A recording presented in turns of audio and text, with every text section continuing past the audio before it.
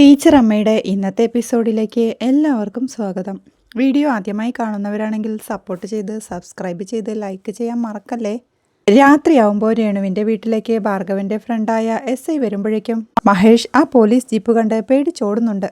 ഓടിക്കിതച്ച് ഒരു പറമ്പിലെത്തി നിന്ന് അവൻ രാധയെ കോൾ ചെയ്യുന്നുണ്ട്. രാധ കോൾ എടുത്തോണ്ട് ഹലോ മഹേഷേ പറയടാ എന്ന് പറയുമ്പോഴേക്കും രാധച്ചി കാര്യങ്ങളെല്ലാം കയ്യിൽ നിന്ന് പോയി രാധച്ചി എന്ന് മഹേഷ് സങ്കടത്തോടെ പറയുമ്പോഴേക്കും എന്താടാന്ന് രാധയും ചോദിക്കുന്നുണ്ട്. രാധച്ചി എന്നെ അറസ്റ്റ് ചെയ്യാന് പോലീസുകാർ വീട്ടിൽ വന്നു എന്നവൻ ടെൻഷനോടെ പറയുമ്പോൾ എന്നിട്ടെന്ന് അമ്പരപ്പോടെ രാധയും ചോദിക്കുന്നുണ്ട്. ഞാൻ ആ മതിൽ ചാടി കണ്ടം വഴി ഓടി തള്ളി. ചേച്ചി സൂക്ഷിച്ചിരുന്നോ? ചേച്ചിയെ അറസ്റ്റ് ചെയ്യാൻ വരാനുള്ള സാധ്യതയുണ്ട് എന്ന് പറഞ്ഞ് ചുറ്റിനും നോക്കിക്കൊണ്ട് ചേച്ചി എന്നെ പോലീസ് ചുറ്റിനും വളയുന്നുണ്ടോന്ന് ഒരു സംശയമുണ്ട് എന്നവൻ പറയുമ്പോഴേക്കും കല്ലുവും കാവ്യയും രാധയുടെ അടുത്തേക്ക് എത്തുന്നുണ്ട്. അല്ല നീ ഇപ്പോ എവിടെയാ എന്ന് രാധ ചോദിക്കുമ്പോൾ ചേച്ചി എനിക്ക് അറിഞ്ഞൂടാ, ഞാനാണെങ്കിൽ കണ്ണുമടച്ചോടി തള്ളിയതല്ലേ എന്നവൻ ടെൻഷനോടെ പറയുമ്പോഴേക്കും എടാ ഒളിച്ചിരുന്ന കൂടുതൽ പ്രശ്നമാവില്ലെന്ന് രാധ ചോദിക്കുന്നുണ്ട്. എന്ത് പ്രശ്നമായാലും എനിക്ക് വയ്യ പിടികൊടുത്ത് ഇടികൊള്ളാൻ എന്ന് മഹേഷ് സങ്കടത്തോടെ പറയുമ്പോഴേക്കും എടാ ഞാൻ പറയുന്നതൊന്ന് കേൾക്ക്, ടെൻഷൻ അടിക്കല്ലേ, നമുക്ക് എന്തേലും ചെയ്യാം, പറയുന്ന കേൾക്ക് എന്ന് രാധ പറയുമ്പോഴേക്കും മഹേഷും ടെൻഷനോടെ അവിടെ കിടന്ന് കരയുന്നുണ്ട്. ഇതെല്ലാം കേട്ടോണ്ട് നിന്ന കല്ലു അപ്പോഴേക്കും റൂമിലേക്ക് പോയി തന്റെ മൊബൈൽ എടുത്ത് രേണു ആന്റിയെ വിളിക്കുന്നുണ്ട്. അവിടെ ഭാർഗവനും CI സാറും ശശികലയും രേണുവുമെല്ലാം സോഫയിലിരുന്ന് സംസാരിച്ചുകൊണ്ടിരിക്കുക. കേസിന്റെ കാര്യം സാറ് പിന്നെ വല്ലതും അറിഞ്ഞായിരുന്നോ എന്ന് ഭാർഗവൻ ചോദിക്കുമ്പോൾ ഫിലിപ്പ് സാർ അങ്ങനെയൊന്നും വിട്ടു പറയില്ല. അവരുടെ ടീമിലെ വേറൊരാളുണ്ട്, അവൻ വഴിയാ ഞാൻ അറിയുന്നത്. എന്തെങ്കിലും ഉണ്ടെങ്കിൽ ഞാൻ പറയാമെന്ന് CI പറയുമ്പോഴേക്കും ആയിക്കോട്ടെ എന്ന് ഭാർഗവനും പറയുന്നുണ്ട്. അപ്പോഴാണ് ബെഡ്റൂമിലിരുന്ന രേണുവിന്റെ മൊബൈൽ റിങ് ചെയ്യുന്നത്. അത് കാണുന്ന ഋതു ഓടിപ്പോയി അതെടുത്തോണ്ട് ഹലോ കല്ലു ചേച്ചി എന്ന് ചോദിക്കുന്നുണ്ട്. നീയാണോടാ ഋതു, രേണു ആന്റി എവിടെ എന്ന് കല്ലു ചോദിക്കുന്നുണ്ട്. ഋതു ശബ്ദം താഴ്ത്തി പറയുന്നുണ്ട്. അപ്പൂപ്പന്റെ ഫ്രണ്ട് പോലീസ് വന്നു, അമ്മയും അമ്മൂമ്മയും ഒക്കെ അവിടെ കാര്യം പറഞ്ഞുകൊണ്ടിരിക്കുക എന്നവൻ പറയുമ്പോൾ അതാ നീ എടുത്തതല്ലേ, ഈ ഫ്രണ്ട് പോലീസ് അല്ലാതെ വേറെ ഏതെങ്കിലും പോലീസ് അവിടെ വന്നോന്ന് കല്ലു ചോദിക്കുന്നുണ്ട്. ഇല്ല വന്നില്ലെന്ന് ഋതുവും. അത് കേൾക്കെ അപ്പൂപ്പന്റെ ഫ്രണ്ട് എങ്ങനെയാ വന്നതെന്ന് കല്ലു ചോദിക്കുന്നുണ്ട്. പോലീസ് ജീപ്പിലെന്ന് ഋതു പറയുമ്പോൾ അപ്പോ അതാണ് കാര്യം, എന്തായാലും കാര്യം കോമഡി ആയിട്ടുണ്ട് എന്ന് കല്ലുവും ചിരിയോടെ പറയുന്നുണ്ട്. എന്താ കല്ലു ചേച്ചി കാര്യം പറ എന്ന് ഋതുവും. അവിടെയാ പോലീസ് ജീപ്പ് വന്ന് നിന്നപ്പോ മാമനെ പോലീസ് അറസ്റ്റ് ചെയ്യാൻ വന്നതാണെന്ന് കരുതി അവിടെ നിന്നിറങ്ങി ഓടിപ്പാഞ്ഞു എന്ന് കല്ലു ചിരിയോടെ പറയുമ്പോൾ ആണോ കല്ലു ചേച്ചി എങ്ങനെ അറിഞ്ഞു എന്ന് ഋതു ചോദിക്കുന്നുണ്ട്. അവിടെ നിന്ന് ഓടിപ്പാഞ്ഞ് മാമൻ എവിടെയോ എത്തി, എന്നിട്ടത് അമ്മയെ വിളിച്ചു പറഞ്ഞു അറസ്റ്റ് ചെയ്യാൻ പോലീസ് എത്തിയിട്ടുണ്ടെന്നും അമ്മയെ അറസ്റ്റ് ചെയ്യാൻ ഉടനെ എത്തുമെന്നും എന്ന് കല്ല് പറയുന്നത് കേൾക്കെ അച്ഛൻ ശരിക്കും പേടിച്ചു കാണും എന്ന് ഋതുവും പറയുന്നുണ്ട്. പേടിച്ചു വിറച്ചിട്ടാ മാമൻ വിളിച്ചതെന്ന് കല്ലുവും ചിരിയോടെ പറയുന്നുണ്ട്. അപ്പോഴേക്കും ആ പോലീസുകാരനും ഭാർഗവനോട് യാത്ര പറഞ്ഞ് എണീക്കുന്നുണ്ട്. ശശികലയും രേണുവും അവിടുന്ന് പോകുമ്പോഴേക്കും അതെ ഞാൻ പറഞ്ഞ കാര്യം മറക്കണ്ട, ഇപ്പൊ എടുത്തിട്ട് വരാമെന്ന് പറഞ്ഞ ഭാർഗവൻ അകത്തേക്ക് പോകുന്നുണ്ട്. അച്ഛനോട് ഇക്കാര്യം പറയണ്ടേ എന്ന് ടെൻഷനോടെ ഋതു ചോദിക്കുമ്പോൾ ഞാൻ അമ്മയെ കൊണ്ട് മാമനെ വിളിപ്പിച്ച് എന്തായാലും ഇക്കാര്യം പറയിക്കാം എന്ന് കല്ല് പറയുമ്പോൾ ശരി ചേച്ചി എന്ന് ഋതുവും പറയുന്നുണ്ട്. കല്ലുവും ചിരിയോടെ കൊൾവെച്ചുകൊണ്ട് രാധയുടെ അടുത്തേക്ക് പോകുന്നുണ്ട്.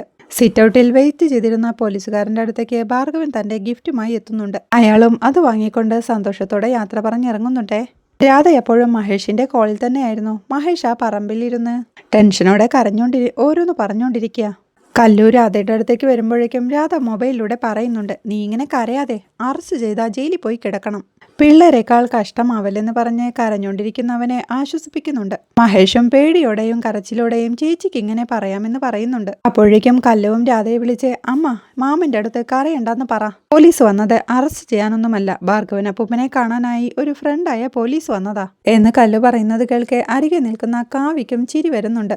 നീ എങ്ങനെ അറിഞ്ഞു എന്ന് രാധ ചോദിക്കുമ്പോൾ അതൊക്കെ അറിയും, ഡിറ്റക്റ്റീവ് എക്സ് അല്ലേ എന്ന് കല്ലുവും പറയുന്നുണ്ട്. രാധ അപ്പോഴേക്കും മഹേഷിനോടായി എടാ പൊട്ടാ ഇങ്ങനെ കിടന്ന് കരഞ്ഞ് മനുഷ്യനെ നാണം കെടുത്താതെ, അത് ആ ഭാർഗവൻ മാമന്റെ ഏതോ ഒരു ഫ്രണ്ട് പോലീസ് വന്നതാ, അത് കണ്ടിട്ടാ നീ കണ്ടം വഴി ഓടിയത് എന്ന് രാധ പറയുന്നത് കേൾക്കെ ആശ്വാസത്തോടെ എന്റെ ഭഗവതി ഞാൻ രക്ഷപ്പെട്ടു, കുറെ നേരമായി എന്റെ ഉള്ള ജീവനും പോയെന്ന് അവൻ ആശ്വാസത്തോടെ പറയുന്നുണ്ട്. ഇവിടെ ഇരുന്ന് വല്ല പാമ്പിന്റെ കടി കൊള്ളാതെ വീട്ടിൽ പോവാൻ നോക്ക് എന്ന് രാധ പറയുമ്പോഴേക്കും ശരി എന്നാ എന്ന് പറഞ്ഞ് നിലത്ത് കിടന്ന ഒരു വള്ളി എടുത്തോണ്ട് മഹേഷ് എണിക്കുമ്പോഴേക്കും കയ്യിലുള്ളത് പാമ്പാണെന്ന് കരുതി അവൻ പേടിയോടെ അത് വലിച്ചെറിയുന്നുണ്ട്. അവന്റെ ആർപ്പുവിളി കേട്ട് കിടന്ന് കീറാതെ വീട്ടിൽ പോവാൻ നോക്കടാന്ന് രാധ ദേഷ്യത്തോടെ പറയുന്നുണ്ട്. ശരി എന്ന് മഹേഷ് പറയുമ്പോഴേക്കും രാധയും കോൾ വെക്കുന്നുണ്ട്. ആ മതിലൊക്കെ ഇനി എങ്ങനെ തിരിച്ചു കയറുമോ ആവോ എന്നോർത്ത് മഹേഷും അങ്കലപ്പോടെ അവിടെ നിൽപ്പുണ്ട്. നോക്കാം എന്ന് പറഞ്ഞ് മഹേഷും ആ പറമ്പിലൂടെ വീട്ടിലേക്ക് നടന്നു പോകുന്നുണ്ട്. രാവിലെ ആവുമ്പോൾ ടീച്ചർ അമ്മ ബേക്കറിയിൽ ഇരിക്കുമ്പോഴാണ് പോറ്റിയും മണിയും കൂടി അങ്ങോട്ട് നടന്നു വരുന്നത്. ആ നരുന്ത് അവിടെ ഉണ്ടോ ഇല്ലയോ ആവോ. മണി, കാര്യങ്ങളൊക്കെ പറഞ്ഞ പോലെ ക്ഷമയോടെ സംസാരിക്കണം. നമ്മുടെ ഉദ്ദേശം നയത്തിൽ സാധിച്ചെടുക്കണം. വികാരപ്പെടല്ലേ എന്നൊക്കെ പറഞ്ഞ് മനസ്സിലാക്കുമ്പോഴേക്കും എനിക്ക് ആ പെണ്ണിനെയും ആ ശൃംഗാരി ടീച്ചറെയും കണ്ട കാലിന്റെ അടി നങ്ങ് പെരുത്തു കയറും എന്ന് മണിയും പറയുന്നുണ്ട്. അതൊന്നും പാടില്ല. ദേഷ്യം വന്നാ മിണ്ടാതെ നിന്നാ മതി. ഞാൻ പറഞ്ഞോളാം എന്ന് പോറ്റിയും പറയുന്നുണ്ട്. അപ്പോഴാണ് ടീച്ചറമ്മ അങ്ങോട്ട് നടന്നു വരുന്ന പോറ്റിയെയും മണിയെയും കാണുന്നത്. അവിടെ പലഹാരമെല്ലാം അടുക്കി പെറുക്കി വെക്കായിരുന്ന കുഞ്ഞിയെ ടീച്ചറമ്മ തന്റെ അടുത്തേക്ക് വിളിക്കുന്നുണ്ട്. കുഞ്ഞി, ഇങ്ങു വന്നേ എന്ന് പറയുമ്പോഴേക്കും എന്താ അമ്മ എന്നും ചോദിച്ച് അവളും അമ്മയുടെ അടുത്തേക്ക് ചെല്ലുന്നുണ്ട്. ദേ, ശങ്കരനും മണിയും വരുന്നു എന്ന് പറഞ്ഞ് അവരെ കാണിച്ചു കൊടുത്തോണ്ട് ഇങ്ങോട്ടാണോ എന്തോ എന്ന് ടീച്ചറമ്മ സംശയത്തോടെ ചോദിക്കുന്നുണ്ട്. ഇങ്ങോട്ട് എന്തിനാ വരുന്നേ എന്ന് വീണ ചോദിക്കുമ്പോ ഇങ്ങോട്ടാണെന്ന് തോന്നുന്നു എന്ന് ടീച്ചറമ്മ പറയുമ്പോഴേക്കും പോറ്റിയും മണിയും കൂടി ബേക്കറിയിലേക്ക് കയറി വരുന്നുണ്ട്. പോറ്റി വന്ന് ടീച്ചറമ്മയ്ക്ക് നമസ്കാരം പറഞ്ഞോണ്ട് ബേക്കറിയൊക്കെ എങ്ങനെ പോകുന്നു ടീച്ചറെ എന്ന് ചോദിക്കുന്നുണ്ട്. കുഴപ്പമില്ലാതെ പോകുന്നെന്ന് ടീച്ചറമ്മ പറയുമ്പോ ഇവിടെ ഉണ്ണിയപ്പമ്മ സ്പെഷ്യൽ അല്ലേ എന്ന് പോറ്റി ചോദിക്കുന്നുണ്ട്. അതെ എന്ന് പറഞ്ഞ് ഇലയുടെയുമുണ്ട്, എടുക്കാം, ടേസ്റ്റ് നോക്കാലോ എന്ന് ടീച്ചറമ്മ പറയുമ്പോഴേക്കും ഓ വേണ്ട വേണ്ട, ഞങ്ങൾ ഇതിലെ പോയപ്പോ വെറുതെ ഒന്ന് കയറിയെന്നേയുള്ളൂ എന്ന് പോറ്റിയും പറയുന്നുണ്ട്. കുഞ്ഞി, വേണുവേട്ടനോട് പറ എന്ന് പറഞ്ഞ് ടീച്ചറമ്മ വീണെ അവിടുന്ന് പറഞ്ഞയക്കുന്നുണ്ട്. ഇരിക്കെ, ജ്യൂസ് എടുക്കാമെന്ന് ടീച്ചറമ്മ പറയുമ്പോ അയ്യോ ഒന്നും വേണ്ട, ഞാൻ പറഞ്ഞില്ലേ ഞങ്ങൾ ഇതിലെ പോയപ്പോ വെറുതെ ഒന്ന് കയറിയിരുന്നേ ഉള്ളൂ എന്ന് പറയുമ്പോഴേക്കും ഉണ്ണിയപ്പവുമായി വേണുവേട്ടനും കൂടെ വീണയും അങ്ങോട്ടെത്തുന്നുണ്ട്. ഇപ്പൊ ഇട്ടതാ ചൂട് ഉണ്ണിയപ്പം, കഴിച്ചു നോക്കണം എന്ന് ടീച്ചറമ്മ പറയുമ്പോ പോറ്റിയും ചിരിയോടെ അതിന്നൊരെണ്ണം എടുത്ത് മണിയെ നോക്കുമ്പോഴേക്കും മണി ദേഷ്യത്തോടെ നിൽക്കുന്ന കണ്ട് പോറ്റിയും അവരോടൊന്ന് എടുക്കാനായി പറയുന്നുണ്ട്. പോറ്റി ആ ഉണ്ണിയപ്പം കഴിച്ചോണ്ട് ഒരു കുറവും പറയാനില്ലാഞ്ഞ് എനിക്ക് ഈ മധുരം ഇച്ചിരി പുറകോട്ടാ, എണ്ണ പിടിച്ചിട്ടുണ്ട്, തേങ്ങാ കഷ്ണം മൂത്തതിത്തിരി കൂടുതലാ എന്നൊക്കെ കുറ്റം പറയുമ്പോഴേക്കും ആളുകൾക്കെല്ലാം അത് വലിയ ഇഷ്ടമാണെന്ന് വേണുവേട്ടനും ചിരിയോടെ പറയുന്നുണ്ട്. ചിറയൂരുകാര് നല്ല ഉണ്ണിയപ്പം വല്ലതും തിന്നിട്ടുണ്ടോ എന്ന് പറഞ്ഞ് പോറ്റി ആ ഉണ്ണിയപ്പം മുഴുവൻ ആസ്വദിച്ച് കഴിക്കുന്നുണ്ട്. കഴിച്ചു കഴിഞ്ഞ് പോറ്റി തന്റെ പോക്കറ്റിൽ നിന്ന് ക്യാഷ് എടുത്തു കൊടുത്തോണ്ട് ഇതാ കഴിച്ച ഉണ്ണിയപ്പത്തിന്റെ കാശ് എങ്ങ് എടുത്തട്ടെ എന്ന് പറയുന്നുണ്ട്. ഏയ്, കാശൊന്നും വേണ്ട, ടേസ്റ്റ് ചെയ്യാൻ തന്നതല്ലേ എന്ന് ടീച്ചറമ്മ ചിരിയോടെ പറയുമ്പോഴേക്കും കാശ് വാങ്ങണം, ശങ്കരൻ ആരുടെയും ഓശാരമൊന്നും വാങ്ങാറില്ല എന്ന് പറഞ്ഞ് ആ കാശ് നീട്ടുമ്പോഴേക്കും ടീച്ചറമ്മയും അത് വാങ്ങി ബാലൻസ് കൊടുക്കുന്നുണ്ട്. എപ്പോഴും ഈ കൊടുക്കൽ വാങ്ങൽ ഇതുപോലെ ക്ലിയർ ആയിരിക്കുന്നതാ നല്ലത് എന്ന് ആ കാശ് വാങ്ങിച്ചോണ്ട് പോറ്റിയും പറയുന്നുണ്ട്. നമ്മൾ തമ്മിൽ അങ്ങോട്ടും ഇങ്ങോട്ടും കുറച്ച് സംസാരങ്ങളൊക്കെ ഉണ്ടായിട്ടുണ്ട്, അത് ശരിയാ, ഇനി അങ്ങനെ പോവരുതെന്നാ എന്റെ പക്ഷം എന്ന് പോറ്റി പറയുമ്പോൾ അതെ, പരസ്പരം അപകീർത്തിപ്പെടുത്തുന്നത് ഒഴിവാക്കുന്നത് തന്നെയാ നല്ലതെന്ന് ടീച്ചറമ്മയും പറയുന്നുണ്ട്. അതാണ്, നമ്മൾ ഈ കേസും വഴക്കുമായി കോടതി കയറി ഇറങ്ങിയ കാലം കുറെ പിടിക്കില്ലേ എന്ന് പോറ്റി ചോദിക്കുമ്പോൾ അവിടുന്ന് തന്നെയല്ലേ ഡിവോഴ്സ് പെറ്റീഷൻ അയച്ചതെന്ന് ടീച്ചറമ്മയും ചോദിക്കുന്നുണ്ട്. അതെ, പക്ഷെ പിന്നെ ആലോചിച്ചപ്പോൾ രണ്ടു കൂട്ടരുടെയും കാശും സമയവും ഒക്കെ പോവും, കുറെ കാലം ഇതിനു പിന്നാലെ നടക്കുകയും വേണം. ഞാൻ ഈ കോടതിയിൽ വർഷങ്ങളായി ഉണ്ടായിരുന്നുകൊണ്ട് അതിന്റെ പ്രായോഗിക വശങ്ങളെല്ലാം എനിക്കറിയാം. പറഞ്ഞു വന്നത് എന്താന്ന് വെച്ചാൽ രണ്ടു കൂട്ടരും ചേർന്ന് മ്യൂച്വലിന് കൊടുത്താ വലിയ തട്ടുകേടില്ലാതെ രണ്ടും രണ്ടു പാത്രമാവും. എന്തായാലും ബന്ധം മുറിക്കാന്നുള്ളത് നമ്മൾ ഉറപ്പിച്ച കാര്യമാണല്ലോ അല്ലേ എന്ന് പോറ്റി ചോദിക്കുമ്പോൾ അല്ല, നിങ്ങളുടെ ഭാഗത്തുനിന്നാണല്ലോ അങ്ങനെയൊരു നീക്കം വന്നതെന്ന് ടീച്ചറമ്മയും ചോദിക്കുന്നുണ്ട്. അപ്പോഴേക്കും രണ്ട് കസ്റ്റമേഴ്സ് കടയിലേക്ക് വന്നതുകൊണ്ട് വീണ അവർക്ക് സാധനം എടുത്തു കൊടുക്കാനായി പോകുന്നുണ്ട്.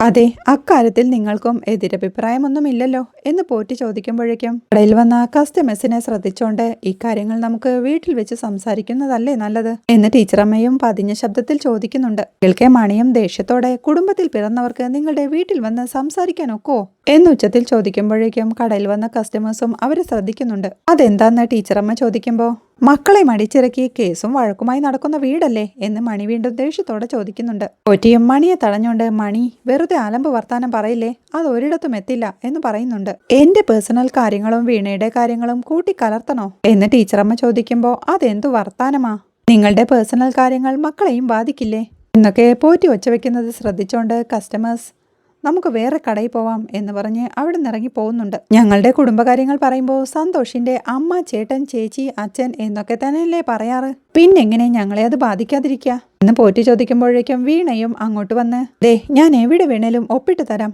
അതല്ലേ നിങ്ങൾക്ക് വേണ്ടത്, അതിനെന്തിനാ ഇങ്ങനെ പഴയ ചരിത്രമൊക്കെ പറയുന്നത് എന്ന് വീണയും ചോദിക്കുന്നുണ്ട്. അതിഷ്ടപ്പെടാതെ പോറ്റിയും ഇതാ ഇവളുടെ കുഴപ്പം, മുതിർന്നവർ സംസാരിക്കുന്നതിന്റെ ഇടയിൽ ചാടി വീണോളൂ എന്ന് പോറ്റി പറയുന്നുണ്ട്. കുഞ്ഞിയും മുതിർന്ന കുട്ടി തന്നെയാ. അവൾക്ക് അവളുടെ അഭിപ്രായം പറയാലോ. അതുമല്ല, ഇത് അവളുടെ ജീവിതത്തിന്റെ കാര്യമല്ലേ, ഇവള് വേണ്ടേ അത് പറയാൻ എന്ന് ടീച്ചറമ്മയും ചോദിക്കുന്നുണ്ട്. ഇവള് പറഞ്ഞത് കേട്ടതുകൊണ്ടാ എന്റെ കൊച്ചിന്റെ ജീവിതം തുലഞ്ഞത് എന്ന് മണിയും ദേഷ്യത്തോടെ പറയുമ്പോ ഞാൻ ആരുടെയും ജീവിതം തുലച്ചിട്ടില്ല എന്ന് വീണയും ടെൻഷനോടെ പറയുന്നുണ്ട്. കള്ളത്തരം പറഞ്ഞ് സർക്കാർ ജോലിയും ഒപ്പിച്ചെടുത്ത് യോഗ്യനായ ഒരു ചെറുപ്പക്കാരനെ ഭർത്താവായി കിട്ടിയില്ലേ. കള്ളത്തരം പുറത്തായി കേസും വഴക്കുമായി നിങ്ങൾ ഇങ്ങനെ നടക്കുമ്പോ ചെറുക്കന്റെ ജീവിതം തുലഞ്ഞെന്ന് പറയരുതല്ലേ. നല്ല ന്യായം എന്ന് പോറ്റിയും ഒച്ചവെക്കുന്നുണ്ട്. അപ്പോഴേക്കും അത് കേട്ടോണ്ടിരുന്ന ഓമനടുത്തിയും ദേ മൂപ്പിലാനെ, കച്ചവടം നടക്കുന്ന കടയിൽ കയറി ഷോ കാണിക്കരുത്. ഞങ്ങളുടെ കൊച്ചിനെ എന്തെങ്കിലും പറഞ്ഞാലേ തിളച്ച എണ്ണ അടുപ്പിലിരിക്കുന്നത് ഓർമ്മ വേണം എന്ന് താക്കീതോടെ പറയുന്നുണ്ട്. ഇവിടെ വെച്ചൊരു സംസാരം വേണ്ട, കുടുംബ വിഷയങ്ങൾ പറയാനുള്ള സ്ഥലമല്ല ഇത്. ആ ഒരു വകതിരിവെങ്കിലും നിങ്ങൾക്ക് വേണം എന്ന് വേണുവേട്ടനും അവരെ വഴക്കു പറയുന്നുണ്ട്. കടയിലും ഗുണ്ടകൾ തന്നെയാ മണി, കണ്ടില്ലേ എന്ന് പോറ്റി മണിയോടായി പറയുന്നുണ്ട്. നമുക്ക് വീട്ടിൽ വെച്ച് സംസാരിക്കാം, ഞങ്ങളുടെ വീട്ടിൽ ബുദ്ധിമുട്ടാണെങ്കിൽ ഞങ്ങൾ അങ്ങോട്ട് വരാം എന്ന് ടീച്ചറമ്മയും ടെൻഷനോടെ പറയുമ്പോൾ എവിടെ വെച്ചാണെങ്കിലും ഇതൊക്കെയല്ലേ സംസാരം.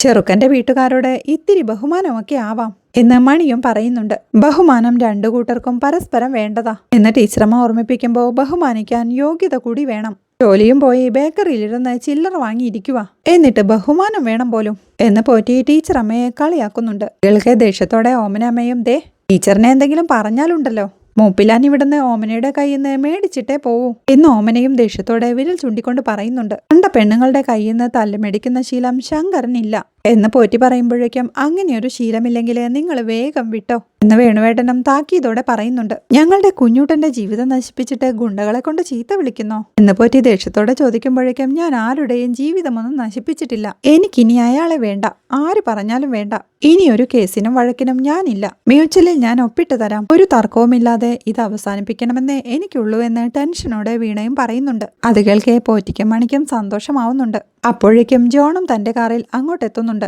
ജോണിനെ കണ്ട് പോറ്റി മണിയോടായി പറയുന്നുണ്ട്, മണി എന്നെ അടിച്ച മെയിൻ ഗുണ്ട വന്നെന്ന്. ജോൺ ബേക്കറിയിലേക്ക് നടക്കാൻ തുടങ്ങുമ്പോഴേക്കും അവനൊരു കോൾ വരുന്നുണ്ട്. ഞാനേ ഇപ്പൊ കുറച്ച് തിരക്കില്ല, കുറച്ച് കഴിഞ്ഞിട്ട് വിളിക്കാമെന്ന് പറഞ്ഞ് ജോൺ ആ കോൾ കട്ട് ചെയ്തുകൊണ്ട് ബേക്കറിയിലേക്ക് നടക്കുന്നുണ്ട്. അത് കണ്ട് ഓടിക്കോ, ഇവന്റേത് ഒരു മയവുമില്ലാത്ത അടിയാ കോ എന്ന് പറഞ്ഞ് പോറ്റി ഓടുമ്പോഴേക്കും മണിയും അയാളുടെ പുറകെ ചെല്ലുന്നുണ്ട്. അവരുടെ ഓട്ടം കണ്ട് ജോണും നോക്കി നിൽക്കുമ്പോഴേക്കും പോറ്റിയും അവിടെ നോടി രക്ഷപ്പെടുന്നുണ്ട്. അണ്ണാ നിക്കണ്ണാന്ന് വിളിച്ച് മണി പുറകെയും. കണ്ടോ മണി, കാമുകന്റെ സർക്കിട്ട് കണ്ടോ എന്ന് പറഞ്ഞപ്പോ എല്ലാവർക്കും ആക്ഷേപം. ഇപ്പൊ എന്തായി? ശങ്കരൻ കളവ് പറയില്ല മണി എന്ന് പറഞ്ഞ് മണിയെയും കൂട്ടിക്കൊണ്ട് ശങ്കരൻ അവിടെ നിന്ന് നടന്നു നീങ്ങുന്നുണ്ട്.